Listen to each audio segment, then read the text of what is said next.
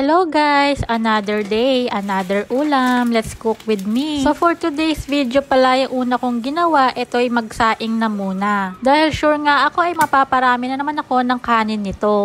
At ito nga, na-defrost ko na nga itong pork liempo. Sobrang tagal na nga nito sa ref dahil madalang lang nga kami kumain ng karne ng baboy. At ito nga, hinugasan ko muna. At after kong mahugasan ay hiniwa ko lang sa gusto kong hiwa. At ito guys, nahiwa ko na nga lahat. Kaya i-start ko na rin itong lutuin. Ilalagay ko lang muna pala dito sa may kaserola.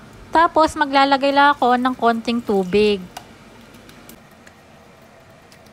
At naglagay din ako ng konting asin. At papakuluan ko lang pala ito hanggang sa lumabas ang kanyang sariling mantika.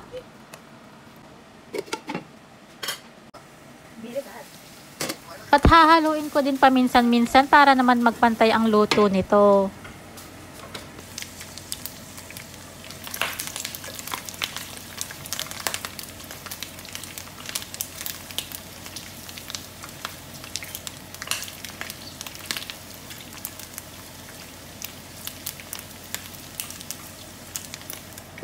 At ayan nga, nag-i-start na sila magputukan sa loob dahil nalabas na nga ang kanyang mantika.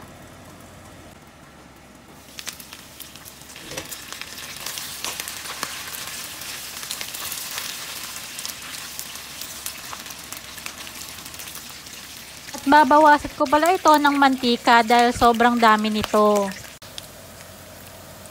At nang mabawasan ko na ay mag-i-start na rin ako mag-gisa ng sibuyas at bawang.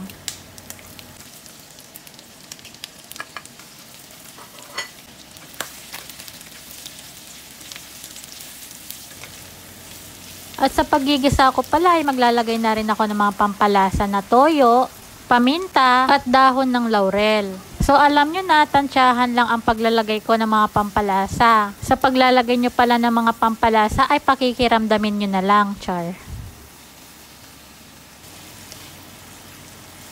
Hinalo-halo ko lang pala ito at tatakpan para manuot yung mga pampalasa na nilagay ko.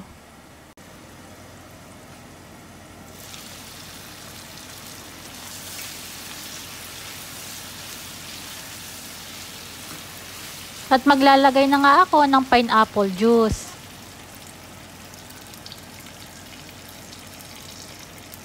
At isang basong tubig.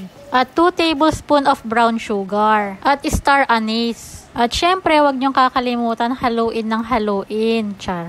At maglalagay na din ako ng suka. At sa part na to, hindi na muna ako naghalo. Hahayaan ko muna siyang kumulo. Habang hinihintay ko nga kumulong aking niluluto, ay nagluluto na rin ako ng sabaw ng mga bata. Ito kasi ay kahapon pang nire-request ni Johan. At nilagyan ko lang pala ng fresh carrots. At sa kalagitnaan pala ng aking pagpapakulo ay naglagay na rin ako ng black beans. Pero hinugasan ko muna pala itong black beans tapos itinapon ko yung tubig dahil sobrang alat nito. At hahaluin ko lang at itutuloy ko lang yung pagpapakulo. Mga 30 to 40 minuto ko pala itong pinapakuluan. At wala nga pala akong banana blossom kaya hindi na rin ako naghanap para hindi ako mahirapan. Char. At after 35 minutes na pagpapakulo ay tinignan ko nga kung malambot na itong karne. At eto nga, sobrang lambot na nga. At yung sabaw nga ay malapot-lapot na din. Kaya para sa akin ay okay na to. At eto na guys, ang ating pork humba. So ayun lang, thank you Lord sa blessing. Thank you for watching. Bye!